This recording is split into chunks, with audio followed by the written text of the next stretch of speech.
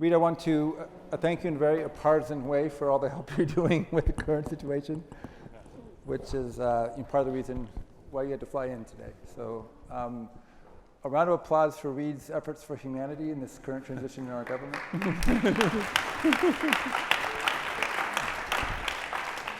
My top priority is regime change in 2020. Yeah, just to be not you would say. For people who weren't here before, if I have on an auditory masker and delayed audio frequency, it helps me with a speech impediment. So that's why I have on this headphone set. Reid and I have done a couple things. I have the honor of being an EIR at Greylock at the current moment, but we've worked together on 3 nonprofits. He's heads the boards of 2 of them. Some impact investing in a company called HeartFlow that will have a major impact on heart disease, and he's just been a good friend. I know him mostly as someone who does more to help people behind the scenes than in the public eye. So everything you've seen about him is a small percentage of that, and also someone who will help his friends as much as helping the world. So there's a sort of an intertwining nature of people who've had a big influence in the world that I know Reid has helped into those positions of that. And I'll go as far as saying we certainly wouldn't have a BrainMind if not for Reid's help in a partnership, and that's true for a number of the things I've actually worked on. So I just want to say so much appreciation to you, Reid, for your friendship and everything. So on that note, we'll take a turn through the flywheel. So Reid, you weren't here. I made a keynote mostly about the people in the audience and not us, because we won't be able to do anything on our own. And Reid just wrote a book on blitz scaling. So we're sort of reframing this hour on kind of 2 lenses. So one of them is impact investing on the scale of an organ system, as opposed to the scale of an individual, a company, or idea. And the other is how would you scale that up between networks, and how you do it quickly enough so that you attained scale. So on that note, heading through the turn of the knob, you help a lot of issues. We once talked about how physics has like a roadmap to it that was established by Ernest Solvay a long time ago. And would you say many things when people ask you for support that they haven't organized a plan of actually how to head kind of anywhere made to be?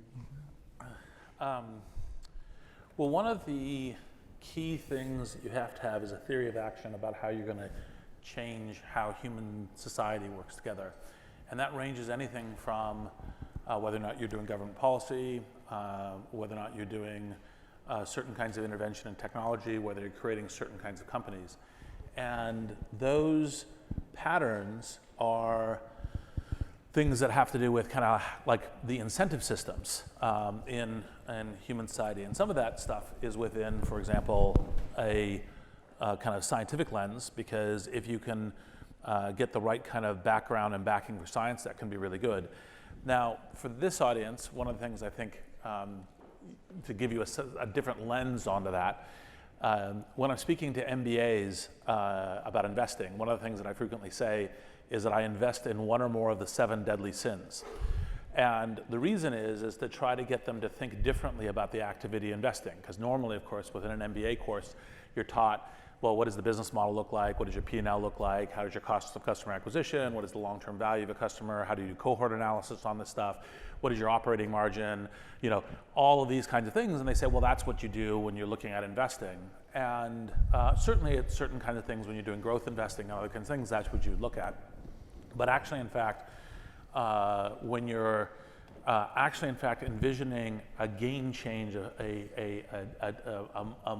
either like a very early venture or something that it's going to play to something very different, you're actually basing it on your theory of human nature and individuals and society and how they operate, what the current incentive systems are, the incentives are, and then how do you modify those incentives. And so part of the reason why when Michael said, hey, I've got this idea for this sequence of BrainMind summits, and the fact that there is this new organ that has a lot to do with not only correcting, kind of illness, but also becoming more of who we want to be as human beings, and how do we actually, in fact, make our lives more mindful.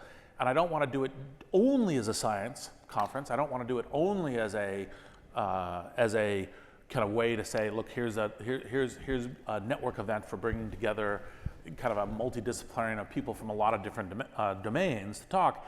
But I also wanted to have it organize the kind of institutions that can actually make differences in how capital is allocated, how that capital can actually, in fact, begin to get the work integrated, not just into, go all the way to, kind of therapies and solutions, but also into the way that we think about how we make progress in society and what are the set of things to do. And that's one of the reasons why I think events like this are really important. And again, to wrap it into investing is when you think about, well, you invest in order to make a catalytic change. Part of, the investment of putting this on, part of your investment in coming, is to make those ties of knowledge such that we can begin to figure out applications of capital and by the way, capital broadly, not just financial, human, talent, et cetera, in order to allocate them on this really critical topic. Thank you. And I think we've certainly agree in the room that is a critical topic, and to talk about how we might manage some of the risk of it. Reid and I will talk about at the end. We're coming up with the idea of duplicating the AI conference at Asilomar for the ethics of AI, and we'll be working collectively to do that.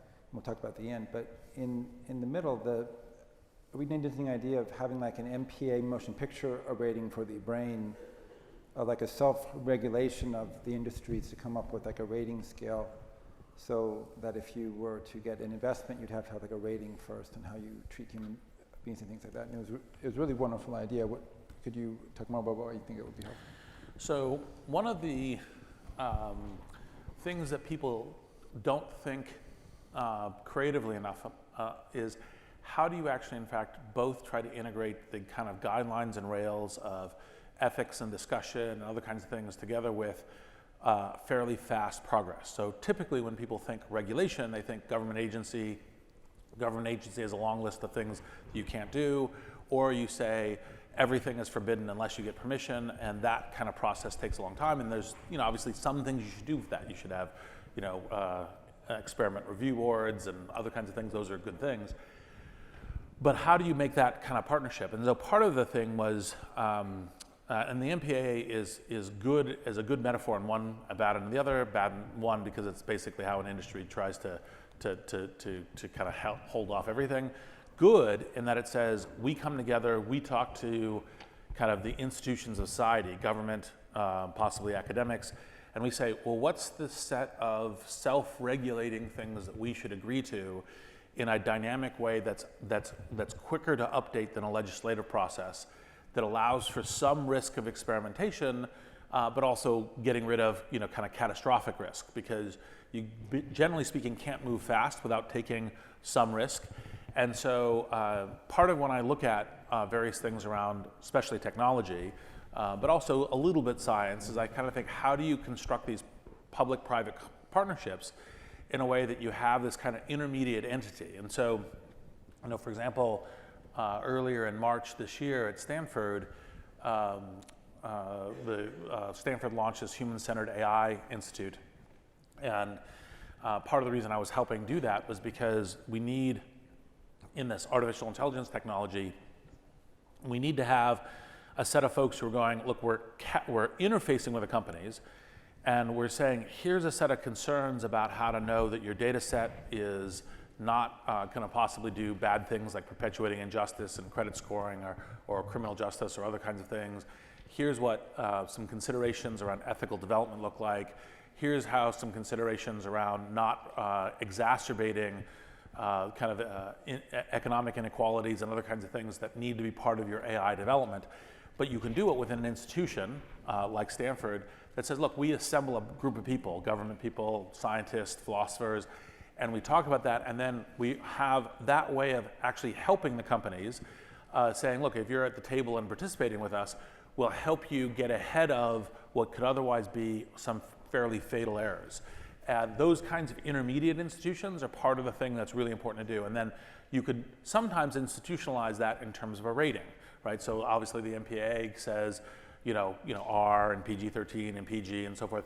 Well, you might say, well, there's a certain kinds of different bands of what kind of work or what kind of technology based on saying, what are you saying? I accept these liabilities. I take the commitment that I've done the following cross checks in this kind of work.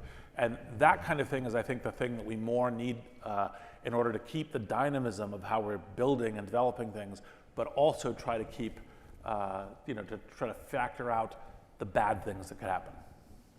Thank you. Kind of heading on wheels some more, certainly I'd like to applaud Laura again for support and the academics we've worked with at Stanford. And since that's not really our expertise, I'm going to skip by the academics. So you have an idea set that is, per our philosophy, is either on a roadmap, like knowing how the brain needs to be connected means we also need the instruments to be able to do that. That's a small market. It's non-venture backable. It needs to be supported. So we have an idea set, but certainly some of those ideas will be venture backable. And I thought I'd do this for a second, because later we'll be talking about how the venture community can interact with philanthropy, is this notion of labeling of a sector as a type of person, right? In that, like as an ER physician, I know there are, good ophthalmologists and bad ophthalmologists. There are, residents who like to treat people and residents who would like to go home on time and all those things. And so in the venture community, I think people have been less imaginative on the range of types of people that can be there, some of whom are just kind of heroes. And so who are some of your heroes in the venture community, even in your own fund, and what types of traits would you look for? And if you were a nonprofit or foundation, what types of traits would you look for in a VC to partner with them and kind of to bring these ideas to humanity? So let's see. The premise of Michael's question that not everyone who does investing is necessarily only driven by pure narcissistic capitalism is 100% true. Right? There are a number of people who are driven only by, I want my dollar to turn at $10 and nothing else matters, and that's unfortunate. I do think that one of the things that is important, though, that comes out of the general investing discipline is this notion that everything we do in society is in finite capital. So if you put $1 here, you can't put it there. There's always some trade-off. And part of the discipline of thinking about, like I've come to learn how I think about a lot of things in my life, everything from helping all of you do an event like today, to investing in a company, to doing donations to 501c3s, to doing impact investing. There's always a question of the allocation of capital. And so you want to actually have the kind of discipline that goes to, well, what kind of plan is this? What's the commitment of the founders of the founding team? What are the assets? What are the risks? Are they likely to be able to navigate those risks? What do future capital streams look like in order to support this project? And this is part of what goes into the investing mindset. And I think that investing mindset is even very helpful in doing philanthropy work, in doing market making, like for example, early investments too risky for what is a venture fund, because a venture fund has a commitment to a set of LPs, normally, universities and other people. So part of how you make, I'm helping society is, well, actually, in fact, to the universities, I'm returning enough money to help them do their continued good work. But that investing discipline is actually, in fact, a very good thing for figuring out allocation of capital. And within the investing discipline, some of whom are in the audience here today, but also a bunch of others, both throughout Silicon Valley and the rest of the world, is there's a number of investors who go, look, I do this because I'm trying to figure out which things to invest in that have the most profound and important and sometimes scalable impacts in the world. And there's a set of them. I mean, I don't know, it's kind of embarrassing to be calling people out by name. Well, people you like, though, it's not bad. Yeah, well. Oh, well, okay, never mind, I won't do that. All right, then on to new forms of capital. Because I know that you invest out of your foundation sometimes, out of the program money, out of the endowment. sometimes you privately, sometimes you don't. And Reid once was very kind of say he uses his money to make more money, kind of help his friends, and to change the world. And that's sort of the three kind of hats that you use for that. And sometimes that informs how you make your investment. I hope all three actually end up helping change the world, but yes. Oh, okay, that was the extra thesis there, Yes. which I missed it. Sorry for that. So let's talk about that though for a second, because a lot of it's very important to promote a basic science, but there's mechanisms for that. And so in BrainMind, we're looking for the areas that aren't done as efficiently to kind of really kind of hammer on. And it's amazing to me that the notion of even, or the knowledge base of even people in the foundation, so well, we can't make a for-profit investment, it needs to be 501c3. Mm-hmm. And certainly that is like 89% of people think that that's true. It happens to be false. Yeah. So could we talk about that for a bit? Because I think it's even good to have on like videotape.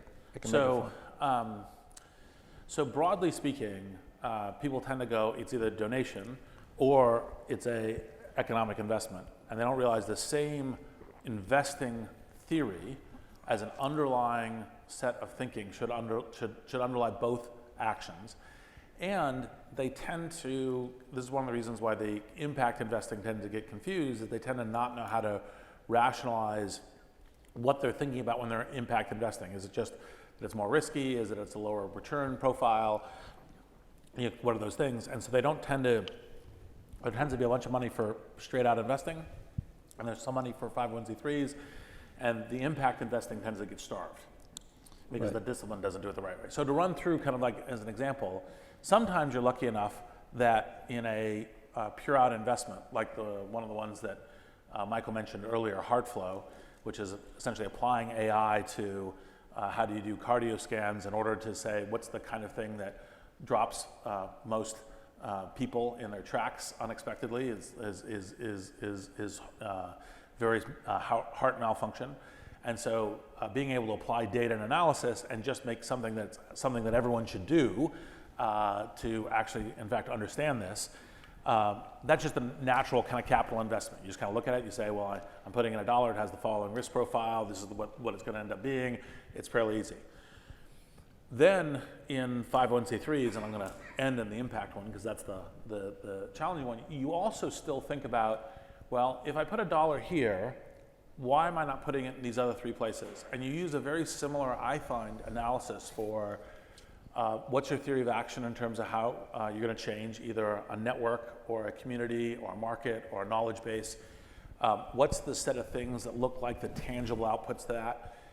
Is if this initial capital, what's the additional capital, and what are the milestones that you need to get to, that additional capital that shows that this is on track?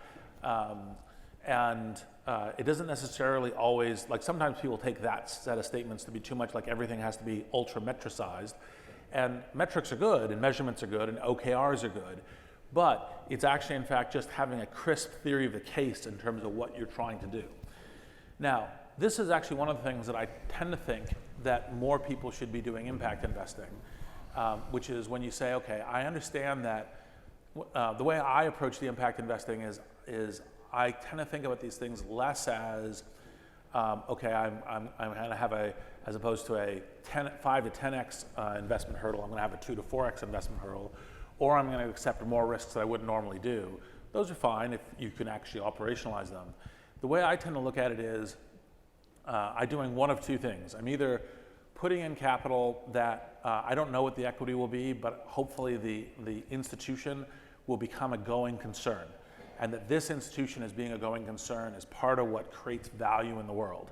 And that sort of thing is like value in the world, depth of impact on people is number of people you impact, the depth that you impact them, and over time.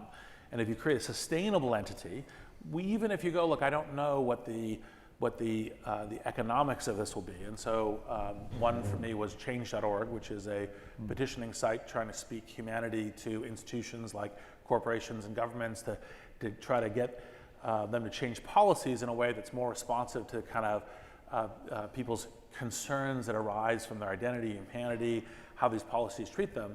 I don't know if that's going to end up being like worth anything in terms of equity. I'm not saying I'm skeptical. I just don't know. I didn't make that decision.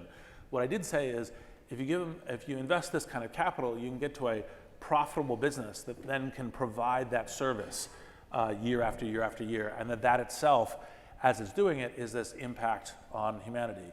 And then the other one is to say that, look, you invest in this business, and even if it fails, maybe it's too early, maybe it's an early stage thing in the BrainMind ecosystem, but its failure will be fertilizer for the field. And that fertilizer for the field, whether it's like, for example, in software, it could be open source software, it could be demonstration of certain kinds of results, and that could then mean that other trees could sprout. And so again, I'm not focused on my return of equity and value, I'm focused on what the precision in the investment thesis is, what does it look like down the field. And so, well, actually, there's examples of that, but they probably don't want me saying them because they don't want me saying that I think that might not work. But anyway. Yeah, that's not as helpful. Great, thank you very much. Water helpful. Water is a good thing. Clean water even better. I'm always humbled as a physician that the impact of just clean water had more than my entire profession. Yep. So, water.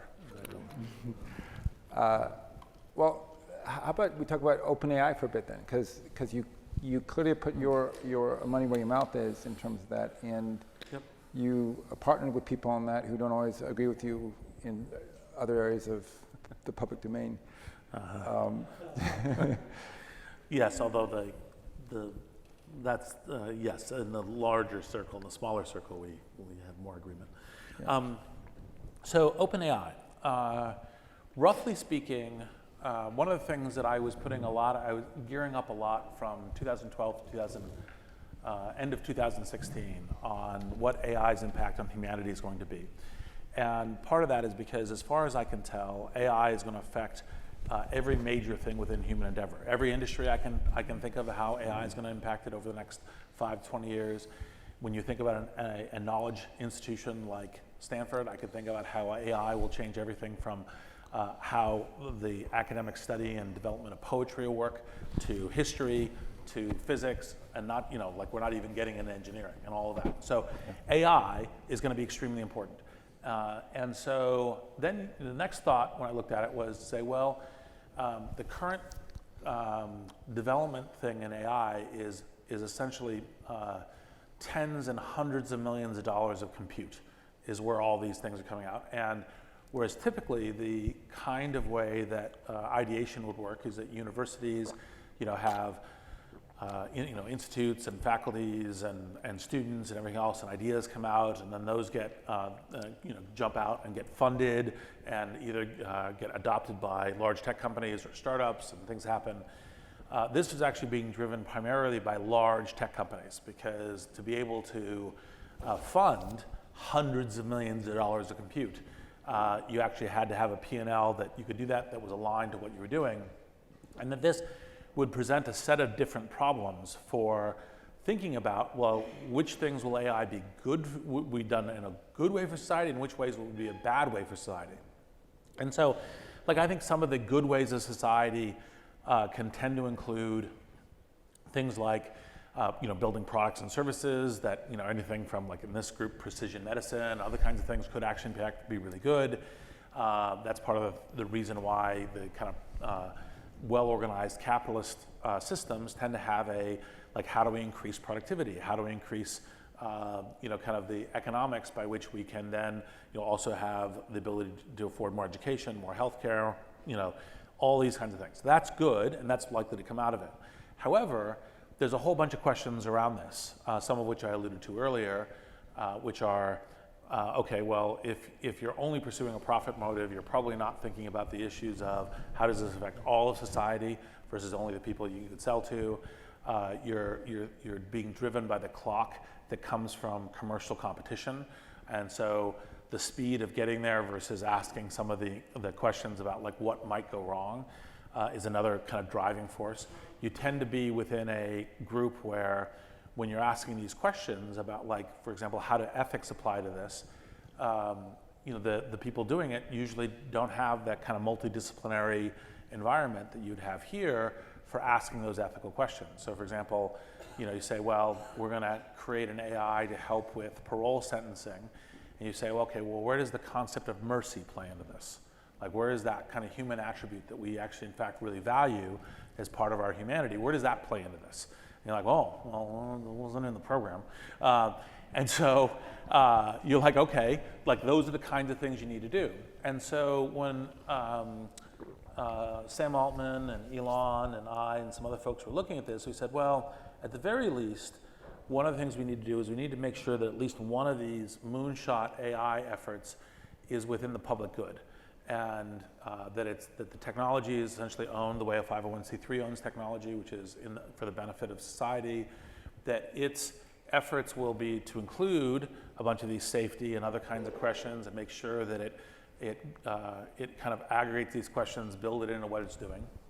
And in as much as you'd say, well, one of your worries about AI is that a small number of technology companies will then become the new, kind of financial or railroad barons, back in the Rockefeller and other kinds of days, that this technology could be built in a way that could be distributed to a lot of different institutions in society and then have a kind of a distributed benefit for electricity. So let's get that stood up. So that's what we did first. And that was the first launch of OpenAI. A group of these great researchers came together, generated a research program for doing this. And then as we were looking at this, we realized that part of what you needed to do is that you still, even though we had raised enough money to put a team of first-class people together doing the kind of the research and the R&D, which is pretty intensive, and it's a skill set that it's in demand, and all of the tech companies are competing with each other and richer and richer financial packages in order to do. Say, well, we put enough financing together to pull that together, but we also need the hundreds of millions of dollars in compute. And so Sam Altman came up with this idea, which is kind of and this is part of being creative in how this, company, 501c3 impact investing kind of come together, which is one of the reasons why Michael was gesturing at this question, is he said, well, we're going to need to have billions of dollars of compute. Billions of dollars of compute to do this. Well, billions of dollars of donation is kind of hard, right? How do we do that? And they said, well, actually, in fact, because the technology that's being built actually, in fact, has some commercial relevance in various ways, let's pull together a new kind of investment vehicle that, for example, it could range from people doing just, thinking it's an out-and-out kind of investment, just like almost like a C Corp, and other people thinking it's a PRI, program-related investment, or a mission-related investment from a foundation. And you pull it together, and then you have a OpenAI limited partnership that has the commercialization rights to the OpenAI technology. And then let's pull that together, and we raised a bunch of money under that and continued progress and said, okay, we need more money. And then we kind of said, well, actually, in fact, one of the things that'd be really helpful is that there is a set of these cloud companies that actually, in fact, want to be building their clouds in a way that is responsive to the next generation of AI technology. And so Microsoft and OpenAI did this deal where they said, okay, well, Microsoft will invest in the LP, and OpenAI will, in fact, then make a bunch of the technologies they're working on, they'll kind of share the roadmap so that Microsoft can actually, in fact, build its Azure cloud in a way that it has all of those capabilities in order to make stuff happen, and it helps them across their entire field of business.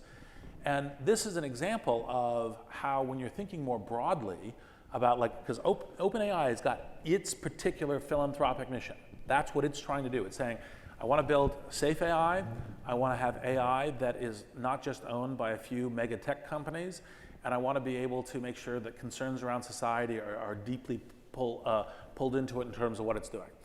But just like, for example, because universities are having difficulties with these AI research now, is that the modern kind of machine learning, deep neural networks, et cetera, it's the scale of these models and the scale of compute that's in the hundreds of millions of dollars. So how do we do this?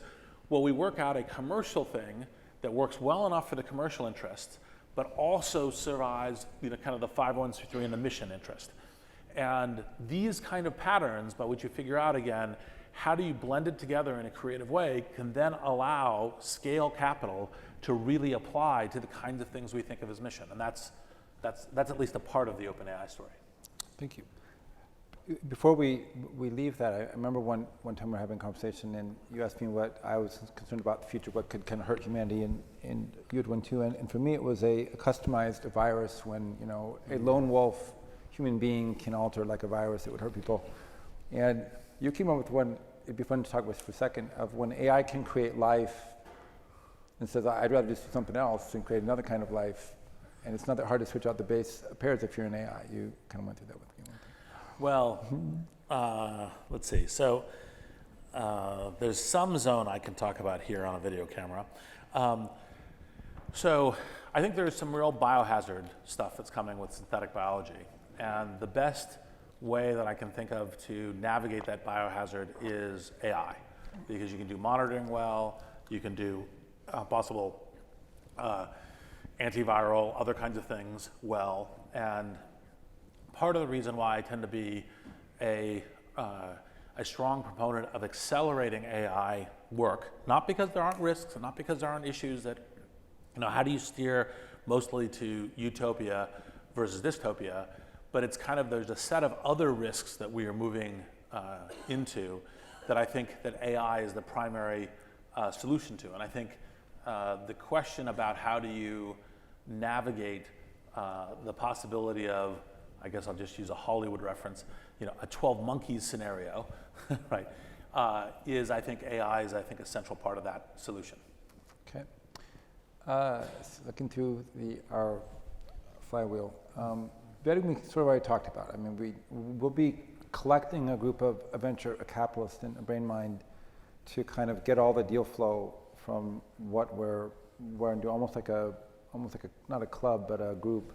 Kind of some people in it aren't in the room now, but you know, Josh Kaufman, Reid, and others who will be coming together, and we'll have a filter of a filter so that they only get the stuff that kind of makes sense. And then because in a normal venture, just as a, you know, metaphorical number, so let's say if 1 in 1,000 companies could be venture backable, 1 in 100 still are the ones that will survive the valley of a death issue, right? And so I feel like we lose scrutiny once we leave a venture, and we become much more emotional in how we pick things. And I've been both on the nonprofit side and on a healthcare fund for about 8 years as well, and it was humbling to leave emergency medicine's a full-time job and become an investor and realize it's kind of hard to do. It's not, and you get a little bit of luck, but a lot of work. And so I think it's clear that the venture a community would help that. But how would you suggest we organize that or recruit people into it? Well, one of the things that I realized some of the truth of when I started, I moved from angel investing, which is what I was doing when I was an operator at LinkedIn and PayPal, and then moved into venture at Greylock and started investing. One of the things that John Doerr had said was that it takes $50 million to train a venture capitalist. And I initially, when I was outside the venture field, I actually thought that was kind of silly. And then I realized it was actually, in fact, what he was getting at was really important, which is, roughly speaking, part of what makes venture investors better is you're the constantly kind of learning machine. And what he meant by $50 million is you have, roughly speaking, 50 million in losses in how you invest in these companies before you begin to realize really which things work and don't work within the pattern of what you're doing. And so I think that one of the things that because basically a lot of the folks who are very good venture investors, but then ultimately said, look, I want to, as people get older in their life, they say, I want to spend more and more of my time on things that have a more direct impact on humanity, is say, well, take your skills as a venture investor and help these other areas go do that. You can do that somewhat when you're in seat, like what I do. So, when I look at literally any allocation of capital, I apply this same investor mindset to it. Occasionally I'll be emotional, I'll just go, I just like it, so I'll put some money in, but I realize what I'm doing, right? And it's not a lot of money. Yeah, well, you're more careful about it, you're choiceful about it, but you go, look, I'm doing it because, and by the way, I sometimes make, commercial investments that way too.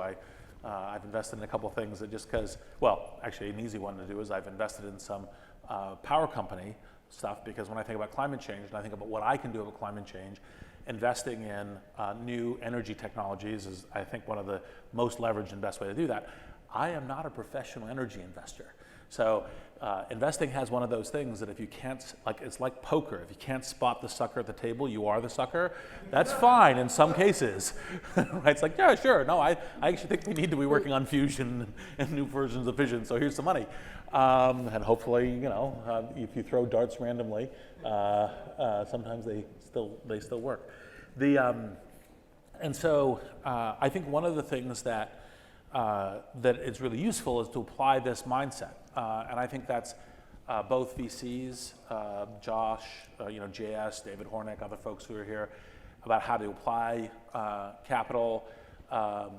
I think that sometimes it's working with folks. So, like, for example, even when I work with the various 501c3s, where I'm on the board or not, like, I actually demand of them an investing case that's very similar to what I look at. I mean, obviously it's different because it's not like a P&L and this is my margin structure and so forth, but it's like, these are my OKRs, this is what I accomplished with this capital, this is what the next range of capital, these were the set of things that would indicate that I'm on track and I'm succeeding in what I'm doing. These are the people, and one of the things that's super hard about 501c3 stuff is this is what ongoing scale capital looks like. So, like, one of the things that I joined in the last year, a nonprofit board, is 100 and change from the MacArthur Foundation, because they had also realized that there was this problem with scale financing within 501c3s. And they said, well, okay, so first we MacArthur will say, we'll put up $100 million through an RFP process, so that it's worth going through all the due diligence and cross-checking and everything else, because $100 million is an unusual scale dollar frame just within a 501c3 process, and a bunch of great organizations applied. And then what they realized was, actually, in fact, deploying the MacArthur network, because they have this amazing network of scientists and thinkers and everything else for, the Genius grants and other kinds of things. And they said, applying all of that and applying a due diligence process, they actually got a whole set of knowledge of these really capable 501c3s. And they said, well, let's start a new nonprofit to which MacArthur will be one of the customers doing this kind of challenge for the $100 million. But then other philanthropists will come in and say, well, I really care about oceans and I'm going to do the following $20 million grant. And then in the application funnel of all the things that are coming through, we'll try to make sure that we're matching, even if, like, this thing didn't win the ocean grant one, but was really good, we'll try to direct that to other people who like ocean financing. And we will include our whole due diligence process of how we looked at the science, who looked at it, how the org was running, what the executive management looked like, and all the rest of the stuff. And so, that is kind of an attempt to add in the kind of layers we need for the scales of capital within 501c3, which we already naturally have within C Corps, in order to do that. And so that you look at these kinds of interventions as ways of doing it. And so I think that's, this bringing this kind of investing thinking, bringing this kind of fact that that you're thinking about, kind of what's the discipline set of the investment hypotheses, the thesis, what you're doing, how it plays into the talent of what it's doing, what does competition look like, what does market look like, what does product market fit look like, I think is really helpful in all of these circumstances. And just to be clear from the stuff I was saying at very early when I was trying to gesture at the 7 deadly sins, it's not just like pure metrics. Metrics are very helpful, but it's actually, in fact, a coherent strategy and theory about what you're trying to do in the world. Thank you. So, sort of, we're about 2/3 of the way through. So to terraform the Valley of Death, if you take away, venture-like returns as the incentive, you have to replace the capital which we talked about, replace how you pick and vet the companies, which we referred to as well. I don't think we'll go into all the various things you can do, and you're like a 501c3 that makes money, or you're a 501c3 with for-profit hybrids, or you're a for-profit with non-profit hybrids in JVs, or you're a Series B Corp, or blah, blah, blah. There's a lot of leeway there to bring people into the table. But the tricky one I didn't know, we talked about before about people helping. So if you're replacing the money, the structure, how you vet, and it's interesting because a 501c3, say for an organ procurement company, they make a lot of money. They make a couple $100,000 a year or more as a non-profit type of thing. So it's not that the rank and file people working in a non-profit aren't able to earn a decent wage, but in Silicon Valley, the people make a lot of money on an exit is usually the founder and or the C-suite. Mm-hmm. And so effectively you're replacing the economics of the C-suite if you're saying you're going to be in the valley of death and not have a venture-like return. So how do you attract people who would like to work for essentially a cause and a salary and not a bunch of equity? And I'd like to call out Tim Brady, who's not here, but he was hire number 1 at Yahoo. And in Questbridge, when Anna McCullough and I were trying to scale it, we were ungodly fortunate that Tim, after taking a really powerful ride in Yahoo, both in easy and the hard times as well, he came to lead a Questbridge for us, in the seat for free, and we returned, well, don't, give it any money of your own. I don't want it to be a cliche that you paid for your own profit, just kind of operate it. And he did, and he helped us build a revenue model in the seat. And every week I learned from him, and he was just really fantastic. And I thought it'd be easy to find people like that. And you've said you've looked, they're hard to find. So I'd like not to chastise people for not being willing to do that, but to talk about how come they might not. Because I think some people think of leading a powerful nonprofit as, well, I'm kind of all, done with my making money, I'm going to go to nonprofit. But there are multiple kind of examples in our networks of people who've, made some money, made a company, been an investor, gone to work for the government or done a non-profit, and even increased their networks there. And then they came back to do another for-profit after that. So sometimes, even as you talked about, a capital can be all sorts of things. And you can even increase your capital if you're right non-profit and help humanity with it. And I thought we might open that for discussion. So, with some examples of really cool people. Sure. Mm-hmm.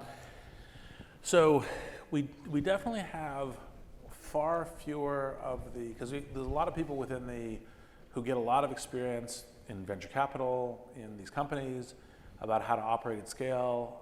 Part of what people don't really realize is that when you're running a company and you say, well, we have $100 million revenue and we're investing $90 million back in the company, part of that $90 million is you're also, like, the whole team and everyone there is learning and doing, and it's a $90 million yearly investment line in that. And yes, they have revenue and they're providing services, and so there's a lot of very good training that happens within the commercial side.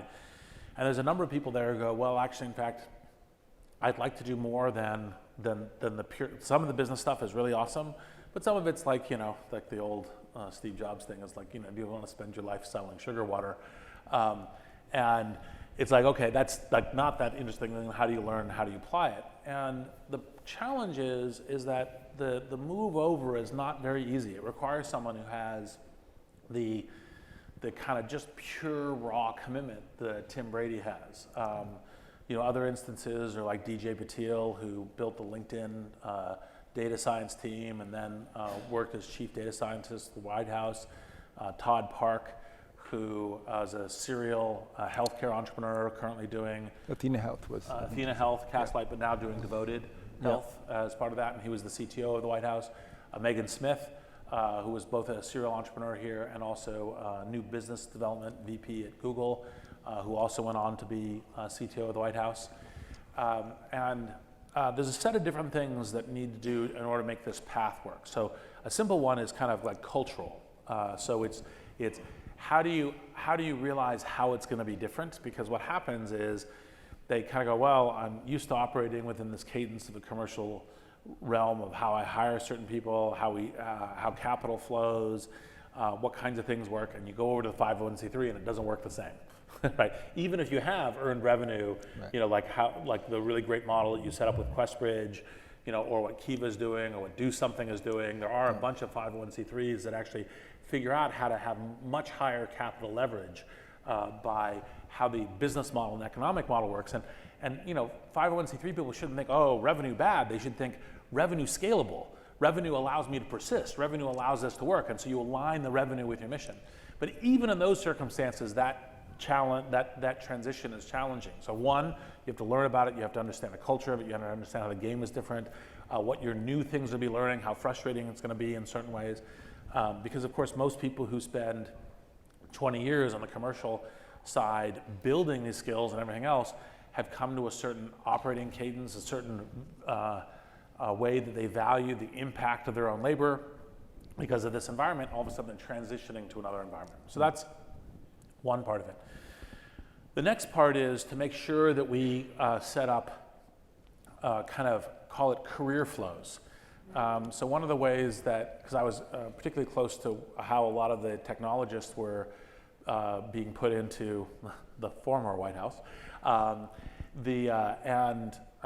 part of it was there's this dynamic between Congress and the White House that goes, well, we're not going to budget you to pay for staff because we don't want you to be that effective, which is of course self-defeating, but then there's Congress, and I'm repeating myself.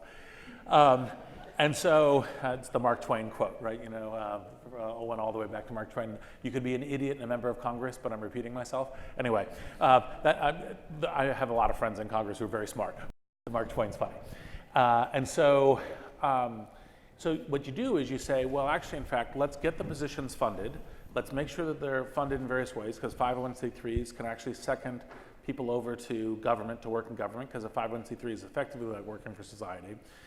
But then let's also make sure that there's good career paths. So you go do a tour of duty at the White House or at a city.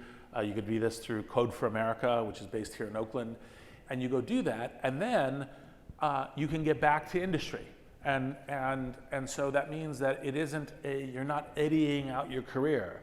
You can kind of go back and forth between these. And they exist in other areas of the government. So for example, there's think tanks and universities and law firms and other kinds of things that do that. But we need that on a broader set of really key kind of science and technology things. So you make these kind of career paths. And that's part of what we were doing with Todd and Megan and DJ to say, okay, let's hire a bunch of people, but let's make it easy for them to both go do something really amazing, healthcare.gov, et cetera, for the country, but also to come back into industry where the time they spent doing that was considered as valuable to their professional skill set and career. So that's another layer that you kind of build into to making this work, and that can also be true on the executive level and so forth.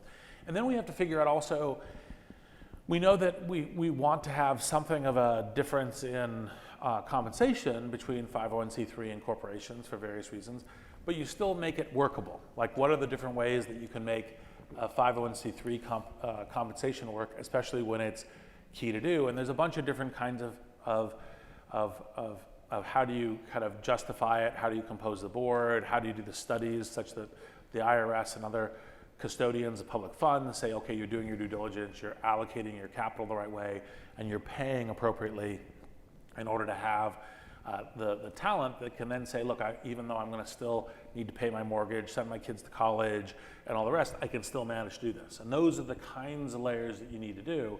And what happens is, because we haven't done very much of this, finding the person who jumps over and then actually stays for a major tour of duty is actually, in fact, very challenging. I've seen a lot of people go look at it literally for days and then bounce back. Yeah. So that is an ask of the audience. So as we look at this wheel for next year, for the next summit, we're particularly interested in recruiting and having you nominate people who could operate a company with the scientists, because if you look at kind of the web, we're putting together entrepreneurs who can't vet the science and vet the science for them. We're putting together a scientist who couldn't, vet an entrepreneur, and putting them together, looking for a capital for everyone and bring together capital sources and trying to service this, but none of the actual energy comes from our organization. But as a question of the audience, as a show of hands, if I told you that I was convinced and you were convinced I was correct, that I had a new technology to teach, math and science using augmented and virtual reality, 3x quicker to high school kids, And it required, though, some human coaching, so it's never venture backable because you can't use leverage. But it could be it could be like a nice company. How many of you could find a leader for that company just out of your own, networks in the room? Yeah, it's a really cool technology. Come and change how we teach math and science. And so I think a lot of it's intriguing to me that there's more capital in the nonprofit sector to invest in the Valley of Death than there is venture capital. And there are more meaningful ideas in the Valley of Death that could be self-sustaining than there are to go to venture capital. So most of the value in this, a BrainMind space of things that leave academia are actually in the area that needs to be fixed. And so as a call out for next year, because like a lot of you probably leave after Reid leaves because he always brings people into the room. This new idea that I was even talking about with Reid and some others over the last 2 days of some people approached me to try to aggregate the people a bit looking at psychedelics to create an institute for that. And meditation also. This is not a conversation I was ever really expecting to have on stage, but yes, let's continue. Okay. Well, I might have it by myself. This is an ask of the audience, not of you. If you have feedback for that idea of could there be a place created with real academic rigor? I mean, like real academic rigor to cross these fields. So like the people who do EEG feedback, Jason, how many of you are into EEG feedback in some way in the room, including Amit still here, right? How many has a show of hands? Right, so there's like 8 to 10 people who look at that field in the room to put that all together in one place where we could actually evaluate some of this work. And so I think it's a good idea that's very fresh, like a week old. So if you have any suggestions for me, it's not a question for you. I'm using up some airtime. But in the last few minutes, Reid's changed my life, my nonprofits in a number of ways. The healthcare and investing I did have some funds also was influenced by you, became an LP in my funds. I owe you so much. And the concept of friendship, I know, I think of it as you're creating a family by a choice and not by kind of accident. And you love your nuclear family, but you create your own family. And I've seen you actively do that. What are some things in friendship you think people miss in society? So one of the things that's really interesting is how important friendship is to a variety of things that you look at as key in your life. Meaning of life, ethics, longevity. Basically medical research shows that if you actually have good friendships, you tend to live longer. And yet, there isn't a lot really good that's written on it. And when you ask most people kind of reflectively, well, what is a friend? They'll usually kind of go to loyalty or something like that. And the problem is actually I think loyalty is not quite the right shape. It isn't that it's completely off, but it's loyalty to what? So for example, if you discovered your friend was a serial murderer, and you went, well, I'm still loyal. You're like, well, that's kind of a problem. And so it isn't loyalty to the person above everything else. I think it's much more loyalty to the person that you hope that their impact in the world, who they can become, and that central part of friendship is for two people to make each other the best versions of themselves, both for themselves and for the community and for the world that they can be. And once you begin to realize that, it actually changes your pattern for what do you think you should be, how you should be interacting with your friends, who you should select as friends, what the dialogue and interaction should be. For example, I think a classic question that people don't ask themselves enough is, when should I essentially be willing to risk the friendship for trying to push the person into confronting something that's really important for them, or really important for what their impact in the world is, or something kind of uncomfortable with that. And that's actually, in fact, I think part of what falls out of it. Like one of the things that I think is a central thing about friendship is how do for example, for me, when I'm thinking about friends, is if I'm thinking something that if they knew that I was thinking it, they felt that I should say it, then I should figure out how to say it. It's that kind of openness and honesty and confronting. And sometimes you can't because you had something in confidence, and that's not. And so you have to keep confidence as part of what you're doing. But that's the kind of the fabric of interaction. And I think that's actually part of also how you try to evolve as human beings. How do you become a better version of yourself? I mean, I suspect that the vast majority of people in this room, because you wouldn't be attracted to an event like this, a topic like this, unless you were systematic learners. You say, how do I learn better? How do I process information? How do I increase my capabilities? And doing that somewhat systematically, well, apply those same questions to how am I a good friend? What is the way in which I'm interacting with other people, and how do I get better? Because if you don't think you can't get better as a friend, then that's a little bit like saying, well, I can't think any better, so I shouldn't learn anything. It's a similar kind of thing, and if you think about where the real fabric of a lot of your life goes, because friendship ranges everything from what you do in your work life to your family life to your personal life, and it's this kind of thread throughout all of it. Thinking systematically about what kind of friend are you, how do you, who are the people to be friends with, and what to do. And by the way, some of the things that fall out of this are things like, I think friendships naturally can ebb and flow, they can naturally end. We again have this view that friendships are forever because it's kind of this romantic thing that we pick up from our childhood days. But just think about the number of friends that you had in high school, in college, that were great friendships, and you haven't talked to since, and there's a reason you haven't, and it's not that they're bad or anything else. And maybe if you move next door to each other, it'd pick up again. But how do you think about this as something about who you are as a friend? And matter of fact, if you'd asked me when I was an undergraduate here, because I started thinking about this when I went through a Western culture program here called Structured Liberal Education, for those Stanford people who know, okay, Reid's one of those SLE people. Sorry, I guess not a lot here, because Stanford does actually, in fact, have a little bit of a culture on that. And I thought the first book I would write would be on that. I hope to get back to it at some point, because at the moment, more of the books are things that I'm learning from the business world. Next book. Hopefully, although actually, in fact, there's one that's in work right now, so it'll be the one after that. Anyway. We've talked about a number of things, and even like a quick screen, it gets easier as you become older. Like, who are your best friends? You asked someone that question. And I asked someone that question once who was actively pursuing friendship, a very charismatic guy. And I asked, well, who are your best friends? He said, well, the friends of the wives of